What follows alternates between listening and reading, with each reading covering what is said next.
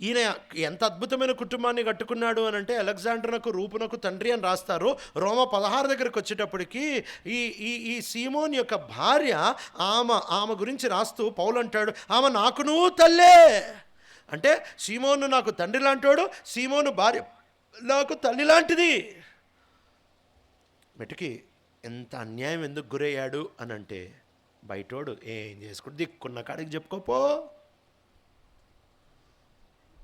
క్రైస్తవుడుగా ఈ ప్రపంచం ఏదో ఒకరోజు నీతో ఇదే మాట అంటుంది, ఇది అన్యాయం సార్, దిక్కున్న కాడ చెప్పుకోపో, ఇది ఇట్టే జరుగుతుంది మా దేశంలో అంటారు. ఆ దినాలు దూరంగా లేవు. శరీరానుసారులు ఆత్మానుసారులతో ఒకే మందిర ఆవరణంలో కూడా ఇలాంటి దౌర్జన్యం చేస్తారు. మీరు చేసేది వాక్యానికి విరోధంగా, దిక్కున్న కాడ చెప్పుకోపో, మేము ఇంతే. ఏం చేస్తారు? మీకా విగ్రహాలు తయారు చేసుకున్నాడు న్యాయాధిపతుల గ్రంథంలో. ఆ దాను గోత్రపోళ్ళు వచ్చి ఆ విగ్రహాన్ని ఎత్తుకొని మొదలు అది నాదిరా అని అంటే, మా దగ్గర చాలామంది ఉన్నారు చూడు, కోపం వస్తే చంపేస్తారు నిన్ను, తీసుకెళ్తామా, ఏం చేసుకుంటావు? ఆయన నోరు మూసుకొని ఇంటికి వచ్చాడంటే మీక. మనం ఇక్కడ వాళ్ళం కాదు, అందుకే మనకు అన్యాయం జరుగుద్ది. సిలువని మోయాలి అని అంటే ప్రపంచం మనని అన్యాయం చేస్తుంది. ఎందుకనంటే మనం చూడంగానే, సీమోనును చూడంగానే నల్లటోడ్రా ఇక్కడోడు కాదని తీసుకొని వచ్చి ఎలా సెలవు పెట్టారో, మన లైఫ్ని చూడంగానే వాళ్ళకి అర్థమైపోయింది, ఒరే ఈడు మనలాంటోడు కాదురా, ఈడెవడో క్రైస్తవుడు లాగే ఉన్నాడు. లూకాసు వార్త 23వ అధ్యాయం 35వ వచనం ఎంత అద్మానము అనంటే, ఈ ప్రజలు దూరంగా నిలబడి ఆయనని గేలి చేస్తూ ఏమంటున్నారు అనంటే, పిలు పిలు పిలు పిలు పిలు నీ దేవుడిని పిలుచు. అప్పటి వరకు ఎన్ని అద్భుతమైన ప్రార్థనలు చేశారు వాళ్ళకి తెలుసుగా. ఆయన నేల మీద నడిచాడు, ఆయన ఏమేమో చేశాడు, ఇవన్నీ తెలుసుగా. ఇప్పుడు ఏమంటున్నారు తెలుసా? అబ్బాబ్బాబ్బా నీ దేవుడు రమ్మని చెప్పి ఆడున్నాడు నీ దేవుడు. ఏడున్నాడు నీ దేవుడు, పిలుచుకో. నీ దేవుడు వచ్చి నేను రక్షించని, నువ్వు ఏందో మందిరం పడగొడతా ఉన్నావు, ఏందో చెప్పావు కదా. ఈ saved others, let him now save himself. నీ దేవుడేడి? తన ప్రియ కుమారుడు శిలువ మీద ఉన్నప్పుడు గేలి చేశారు, నీ దేవుడేడి? దేవుడు ఆయనను సంరక్షించడానికి రాలే, దేవుడు ఆయనని కాపాడడానికి రాలేదు, ఆయన శిలువ మీద వదిలేశాడు. నీ దేవుడేడి అని గెలిచేశారు. ఎందుకంటున్నారు తెలుసా? నీ దేవుడు మా ఈ ప్రపంచంలో ఏం చేయలేడో, మేము అన్యాయంగా బరబ్బా కావాలని కేకలేస్తాం, నీ దేవుడు ఏం చేసుకోలేడో. మేము అన్యాయంగా రోమా పిలాతుని నిన్ను సంరక్షించాలని అధికారులు నీ పక్షంగా నిలబడినా మా కేకలే గెలుస్తాయి. మీ దేవుడు రాడు, ఈ మా దేశంలో నీ దేవుడు ఏం చేసుకోలేడు. యేసు ప్రభుతో అంటున్నారు ఈ మాటలు. నిన్ను కొట్టొదిలేస్తామని అన్నప్పుడు మేమన్నాం లేదు, సంపాలి అని పట్టుబట్టాం. నీ దేవుడు ఏం చేసుకోలేకపోయాడు. నిన్ను సిలువేశాం, కొన్ని క్షణాల్లో చంపేస్తాం, పిలుచుకొని దేవుడు ఏం చేసుకోలేడు. ప్రియమైన విశ్వాసి, ఈ మాటలు వినడానికి ఇబ్బందిగా ఉంటుందేమో, కానీ ఇవి వాస్తవం ఇవి. చివరి దినాల్లో నువ్వు ఎంత ప్రార్థన చేసినా విడుదల రాదేమో. రాదు అని అనట్లే, రాదేమో.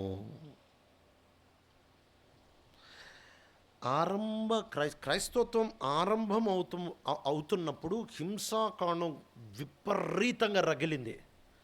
క్రైస్తవత్వం మూతబడుతున్న కాలంలో కూడా హింసాకాండం రగిలి మూతబడిపోద్ది. It began with persecution, it will end with persecution. క్రైస్తవత్వం ఆరంభమైంది హింసతో, క్రైస్తవత్వం అంతమైపోయేది కూడా హింసతోనే. ప్రభు వచ్చే కాలం ఇది.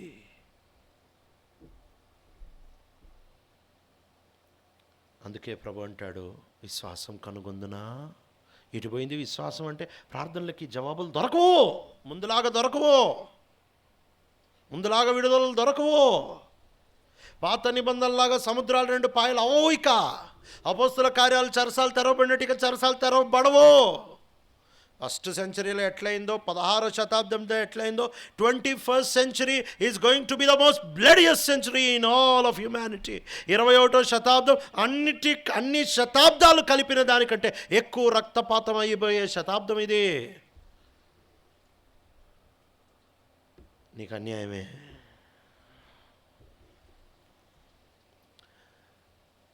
అయితే ఇక్కడ న్యాయం కోసం పోరాడద్దు. ఇది శిలువ మీద ఉన్న దొంగకు అర్థమైందండి. ఆ మాట అంటాడు 23, ఇదే లూకాసు వార్త 23:41 అంటాడు, మనకైతే ఇది న్యాయమైతే న్యాయమే. దొంగకు అర్థమవుతుంది, మనకైతే ఇది న్యాయమే అండి. ఆ దొంగతో మాట్లాడుతున్నాడు. కానీ ఈయన మాత్రం ఏమీ తప్పు చేయలే. ఏం తప్పు చేయలేక, ఇది అన్యాయం అండి, అన్యాయ ప్రపంచం. ఈరోజు సిద్ధపడతావా న్యాయానికి? ప్రార్థనకి జవాబు ప్రార్థన వినేవాడు మంచిదే, కానీ ప్రార్థన ఎలా వింటాడో తెలుసా? నీకు నచ్చినట్టు విండు, ఆయనకు నచ్చినట్టు వింటాడు. ప్రార్థన నీకు నచ్చినట్టు వినడు, ఆయనకు నచ్చినట్టే వింటాడు. ఆయనకు అప్పగించుకుంటావా? అందుకే పేతురు చివరిలో ఈ మాట రాస్తాడు. ఆ మాట చదువుకొని ముగించుకుందాం. పేతురు రాసిన మొదటి పత్రిక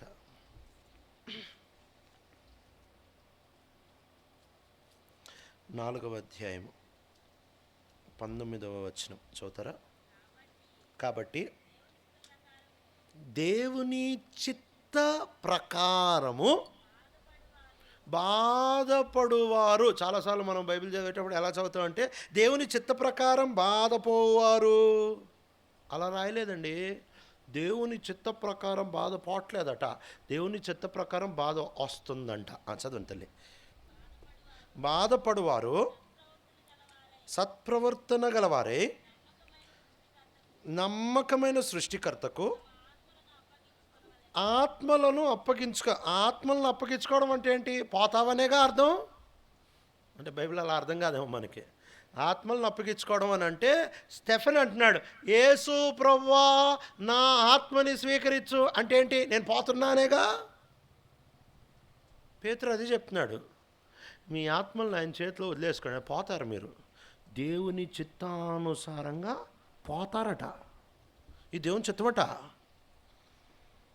కానీ బహుశా మనం బైబిల్ అలా చదవట్లేదేమో. ప్రభా,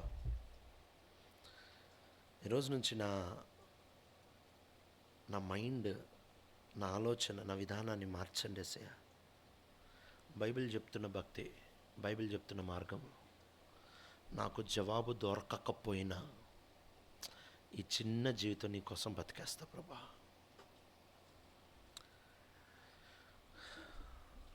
వాగ్దానాలు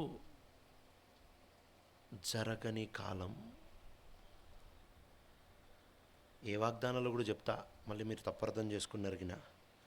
బైబిల్ చదివేటప్పుడు ఇది నా వాగ్దానం అని నువ్వు కోరుకుంటావు కదా, అవి జరగవు. చాలాసార్లు ఏమనుకుంటామంటే మనం బైబిల్ చదివేటప్పుడు మనకి నచ్చిందనుకో, అబ్బే దేవుడు నాతో భలే మాట్లాడాడు, అది జరగదు. ఎందుకు జరగలేదు ప్రభా అంటే నేను నీకు ఇవ్వలేదురా నాయన. అది చాలామంది అబ్రాహాం వాగ్దానం పట్టుకుంటారు, ఇదిగో నేను అన్ని దేశం నీ ద్వారా ఆస్వాదిస్తే. ఎవరికి నచ్చదండి అది. ఇది దేవుడు నాతో మాట్లాడు. అబ్బే నీతో మాట్లాడలే, అబ్రాహాంతో మాట్లాడు. అది నీకు జరగదు. ఒకవేళ ఒక కాలేజీకి వెళ్ళే పాప బైబిల్ తీసి చదివేటప్పుడు కన్యక గర్భవతి ఒక కుమారుడిని కన్ను బొల్లే ఉంది అంటే దేవుడు నాతో మాట్లాడాడు, నేను కూడా కన్యకగా గర్భవతి అవుతా అంటే నీతో మాట్లాడలే, మరితో మాట్లాడాడు. సో బేసిక్గా బైబిల్ చదివేటప్పుడు జాగ్రత్తగా చదవండి. ఏది నీకో అది మాత్రం నీకు, అంతేగా పుస్తకంలో అంతా నా గురించే, అంతా నీ గురించి. అత్తే ఇది నీ పుస్తకం, దేవుని పుస్తకం ఎందుకు అవుద్ది? ఈ పుస్తకం అంతా దేవుడి గురించి, నీ గురించి కాదు. You are not the center of the Bible. God is the center of the Bible. If you were the center of the Bible, it's no more called God's word. It's called man's word. దేవుని వాక్యానికి నువ్వు కేంద్రం కాదు. దేవుని వాక్యానికి నువ్వే కేంద్రం అయితే అది మానవుని మాట అయి ఉంటుంది. దేవుని వాక్యానికి దేవుడు కేంద్రం కనుక కాబట్టే అది దేవుని వాక్యం. ఈరోజు నీకు ఇబ్బంది అనిపిస్తుందేమో, ఇబ్బంది పడు. కష్టం అనిపిస్తుందా? కష్టపడు, కానీ ఇది వాస్తవం. ఈరోజు అన్న తెలుసుద్ది, రేపన్న తెలుసుద్ది. ఒకవేళ భూమి మీద నీకు ఏ కష్టం రాకుండా పోయావా, పోయిన తర్వాత తెలుసుద్ది. ఇది వాస్తవం. నీకు అన్యాయం జరుగుద్ది. ఈ అన్యాయానికి సిద్ధపడు. ఎందుకు అన్యాయం జరుగుద్దంటే పేతురు రాస్తున్నాడు, మనం ఇక్కడ వాళ్ళం కాదు, అందుకే అన్యాయం జరుగుద్ది. సో సులువు గురించి 2 విషయాలు చూసాం. ఒకటి తీర్పు తీర్చబడ్డం, రెండోది అన్యాయం జరుగుద్ది. అయితే పేతురు రాస్తున్నాడు, శ్రమపడినప్పుడు నమ్మకమైన సృష్టికర్త చేతిలో నీ జీవితాన్ని అప్పగించేసుకో, నీ ఆత్మని అప్పగించుకో. అంటే పోవడానికి రెడీ అవ్వు. ఇక్కడ ఎంతున్నా ఒకరోజు వదిలిపెట్టేదేగా. ఎంతుంటే ఏం లాభం అండి, ఇక్కడ వదిలిపెట్టిపోయేదేగా. అక్కడ ఉంటే చాలదా? అందుకే యేసయ్య అంటున్నాడు, ఇక్కడ సమకూర్చుకోవద్దు, ఇక్కడ ఎంతున్నా వదిలిపెట్టిపోతావు. తుప్పు పట్టని, దొంగలు దొంగిలించలేని, చిమట పట్టని, పురుగు తినని అక్కడ పెట్టుబడి పెట్టుకో. ఈరోజు ప్రభుత్వం చెప్తావు, ప్రభు ఇక్కడ ఏమవుతే జరగనిగాక, ఏం జరిగితే అది జరగని, అక్కడ బాగుంటే చాలుగా. లారెన్స్ అని ఒక ఆయన, ఈ లారెన్స్ అనే ఆయన సంఘంలో ట్రెజరర్. అంటే సంఘము డబ్బులని ఈయన దగ్గరే ఉండేవి. సంఘపు ట్రెజరర్లు అందరూ ఇట్లా ఉంటే ఎంత బాగుండో అనిపిస్తుంది. ఈ లారెన్స్ అనే ఆయన, నేను మాట్లాడేది 21వ శతాబ్దం గురించి కాదులేండి, నేను మాట్లాడేది 1st సెంచరీ గురించే. ఈ లారెన్స్ అనే ఆయన 1st సెంచరీ 16th సెంచరీ ఇక్కడ నుంచే మాట్లాడతాను నేను. సరే, ఈ లారెన్స్ అనే ఆయన దగ్గర సంఘం డబ్బులన్నీ ఉండేవి. ఈ సంఘపు డబ్బులతో ఆయన పేదోళ్ళకి ఇచ్చే ఇన్ఛార్జ్ అనమాట. డబ్బులు కూడబెట్టడం ఇవన్నీ తీసుకొని వెళ్ళి పేదోళ్ళకి ఇచ్చే ఇన్ఛార్జ్ ఈయనని మార్కస్ అనే శతాధిపతి చక్రవర్తి పట్టించాడు. ఇంగ్లాండ్ దేశంలో 16వ శతాబ్దం సంగతి చెప్తున్నా. పట్టించిన తర్వాత ఈయనని, సంఘం డబ్బులు ఎక్కడున్నాయో చెప్పురా అని చెప్పి ఈయన చాలా హింసించారు. ఆయన ఏమన్నాడంటే, పేద విశ్వాసం చూపించి, మా సంఘానికి నిధి వీళ్ళేనండి అన్నాడు. మా సంఘానికి నిధి వీళ్ళేనండి, మా దగ్గర ఉన్న ఆ డబ్బు కాదండి, ఈ పేద విశ్వాసులు వీళ్ళే మా సంఘానికి నిధి. ఏం అండర్స్టాండింగ్ కదా ఆయనకి. ఈయనకి బాగా కోపం వచ్చి వేడి వేడి బొగ్గు పెట్టించి దాని మీద అడ్డంగా నిలువుగా సువ్వలు పెట్టించి, ఇనుము సువ్వలు పెట్టించి అయాన్ గ్రిడ్ అయాన్ తయారు చేసి దాని మీద ఈయనని పడుకోబెట్టారు. కింద వేడి బొగ్గు దాని మీద పడుకోబెట్టారు. లారెన్స్ని పడుకోబెట్టినప్పుడు లారెన్స్ పూర్తిగా వెనక కాలిపోయిన తర్వాత చుట్టుండే వాళ్ళైతే చిరునవ్వుతో చెప్పిన మాట ఏంటంటే తెలుసా, ఏమండి ఇటు బాగా కాలిపోయింది, ఇటు తిప్పండి అన్నాడంట.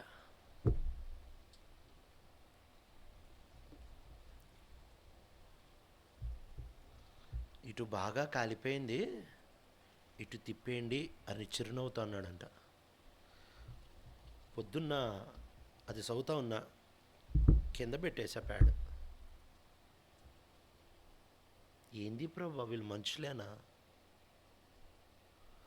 బొగ్గు మీద పడుకోపెట్టి కాలిపోతే ఇటు బాగా కాలిపోయింది, ఇటు తిప్పని ఎట్టన్నాడు ప్రభా? వీళ్ళండి సిలువ మోసేవాళ్ళు. లారెన్స్ గారు నా పక్కన పెట్టి, నీ అన్యాయం నా పక్కన పెట్టు, పాప్కాన్ ఉడికిపోయినట్టు ఉడికిపోద్ది. మనకి ఇది నచ్చదు, కానీ నచ్చాలి, ఎందుకంటే రెండో మార్గం లేదు. ఇంకింతే, క్రైస్తవులు అన్యాయం జరిగి తీరుద్ది. ఇక్కడ అన్యాయం నిన్ను అక్కడ సజీవమైన రాయిగా చేస్తారు. అక్కడ సజీవమైన రాయి అవ్వడం నీ బాధ కాదు, అది ఆయన బాధ. నీ బాధ ఇక్కడ అన్యాయం సహించడం. అన్యాయం మాత్రం గ్యారంటీ. అన్యాయాన్ని సహించ, ఇంట్లో నేర్చుకో, మందిరంలో నేర్చుకో. ఒకరోజు వస్తే అది లారెన్స్ లాగా మనం కూడా తయారవ్వగలము. ఎవడైనా నన్ను వెంబడించుకొని తనను తను ఉపేక్షించుకొని తన సిలువను ఎత్తుకొని నన్ను వెంబడించు. నీ పని ఉపేక్షించుకోవడం, నీ పని సిలువను ఎత్తుకోవడం, నీ పని వెంబడించడం. ఆయన తలనొప్పి నిన్ను సజీవరాయిగా చేయడం, నిన్ను అమర్చడం, నిన్ను పెట్టడం, అది ఆయన తలనొప్పి. అక్కడ గురించి బాధపడదు, ఇక్కడ గురించి బాధపడు. ఆయన సజీవరాలతో ఆత్మీయ మందిరంగా మనల్ని నిర్మిస్తున్నాడు. ప్రార్థన చేసుకో.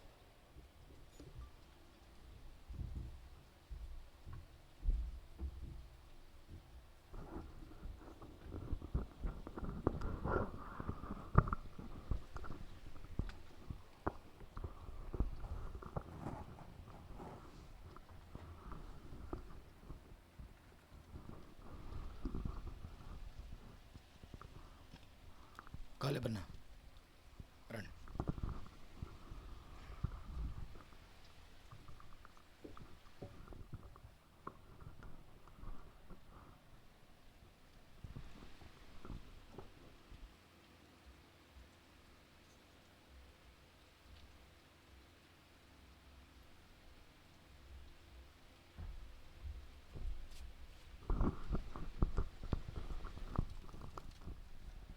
ప్రేంగల మా ప్రియ పరలోక తండ్రి, మహోన్నతుడా, నీ పాద సన్నిధిలోకి వస్తున్నాం. దయగల ప్రభు అయా, మరి బేతేలను ఆధారం చేసుకొని దేవా, మరి ఈ యొక్క 3వ దినం పరిచర్యలో ఇంతవరకు మీరు సహాయపడుతూ వచ్చిన మీ మహాప్రేమను బట్టి స్తుతిస్తున్నాం. దేవా, మరి ఎవడైనాను నన్ను వెంబడింపగోరిన ఎడల తను తాను ఉపేక్షించుకొని ప్రతిదినము తన సిలువను ఎత్తుకొని నన్ను వెంబడించవలెను. దేవా, మా పితరులు ఆ రీతిగా తండ్రి వారి సిలువను వారు ఎత్తుకొని వెంబడించినారు నాయన. దేవా తండ్రి, ఈ యొక్క అంత్య దినాల్లో, చివరి దినాల్లో, అపాయకరమైన దినాల్లో, మోసకరమైన దినాల్లో దేవా మేము ఉంటున్నప్పుడు మమ్మల్ని భద్రపరచడానికి, దేవా మమ్మల్ని కూడా తండ్రి మా పితరుల వలె దేవా మరి సిద్ధపరచడానికి ఈ రీతిగా ఈ శ్రేష్టమైనటువంటి దైవజనుల ద్వారా మాకు అనుగ్రహిస్తూ వస్తున్నటువంటి అయా మీ నిత్య జీవ మాటలను బట్టి మిమ్మల్ని స్తుతిస్తున్నాం. ఈ లోకంలో మేము పరదేశులని మా స్థితిని మాకు జ్ఞాపకం చేస్తూ వస్తున్నారు. యాత్రికులమై ఉన్నాం దేవా. మరి ఆత్మకు విరోధంగా పోరాడేటువంటి శరీరేచ్ఛలను ప్రభా మేము ఏ రీతిగా విసర్జించాలో దేవా తండ్రి, మా పితరుడైన మోషే కూడా ఫరో కుమార్తె యొక్క కుమారుడిని అనిపించుకోవటానికి దేవా ఎంతమాత్రం కూడా తండ్రి ఒప్పుకోలేదు. ఐగుప్తు ధనం కంటే క్రీస్తు విషయమైన నింద గొప్ప భాగ్యమని ఎంచుకున్నాడు. రాజరికాన్ని విడిచిపెట్టి దేవా కొండల్లో, అడవుల్లో, ముళ్ళల్లో, రాళ్ళల్లో ఆయా తిరిగినాడు. ఆ రీతిగా ఇసాకు కూడా తండ్రి అన్ని దేశంలో పరవాసిగా ఉంటూ వచ్చాడు. దేవ అబ్రహాము గుడారాల్లో నివసిస్తూ వచ్చాడు. దేవుడు దేనికి శిల్పి నిర్మాణకుడై ఉన్నాడు. పునాదులు గల పట్టణం వైపు వారు చూస్తూ వచ్చినారు. మా దృష్టి, మా గమనం ఈ చివరి దినాల్లో చల్లారిపోకుండా మేము కూడా తండ్రి నాయన అట్టి మార్గంలో ప్రభు మరి నడిపించడానికి ఈ దాసుడు దైవజనుడు మంజిత్ పాలనను మా మధ్యకి తీసుకొచ్చి అద్భుతంగా ఆశ్చర్యకరమైనటువంటి మీ పరలోకపు మాటలు దేవా మా హృదయాలకు గోచరం కాని సంగతులు మాకు బయలుపరిచి మమ్మల్ని పురికొల్పుతూ వస్తున్నందుకు స్తుతిస్తున్నాం. దయల తండ్రి, స్థానిక మరి బేతేలు దైవసేవకుని కుటుంబాన్ని బట్టి, జాషువా అన్న కుటుంబాన్ని బట్టి స్తుతిస్తున్నాం. బేతేలు పరిశుద్ధులు, బాధ్యతల సహోదరులు, వారి ప్రేమ, ప్రయాస, విశ్వాసంతో కూడిన ఈ గొప్ప పని, ప్రేమతో కూడిన ఈ గొప్ప ప్రయాస, అనేక రీతులుగా ప్రయాసపడుతున్న బిడ్డలందరిని బట్టి స్తుతిస్తున్నాం. దయల తండ్రి, ఈ పరిచర్య దేవా అనేకులకు ఆశీర్వాదకరంగా, దేవా ఈ పరిచర్య ద్వారా తండ్రి అనేకులు ఆత్మీయమైన క్షేమాభివృద్ధి పొందడానికి సహాయపడుతున్నామని ఈ రాత్రికాల సమయంలో జరిగే ఆయా మరి కూడిక రేపు పరిచర్యలో కూడా తోడుగా ఉంటున్నామని మీ చేతులకు అప్పగించుకుంటూ దేవా మమ్మలను ఆదరించి బలపరిచి పురికొల్పినందుకు స్తుతిస్తూ ఈ పరిచర్య బేతేలుకు దేవా మరి గుంటూరు సియోనుకు పరిశుద్ధులందరికీ కూడా ఆశీర్వాదకరంగా ఉంటున్నట్లుగా దీవెనకరంగా చేయమని యేసుక్రీస్తు ప్రభువు నామములో స్తుతించి ప్రార్థించి వేడుకుంటున్నాము తండ్రి. ఆమేన్.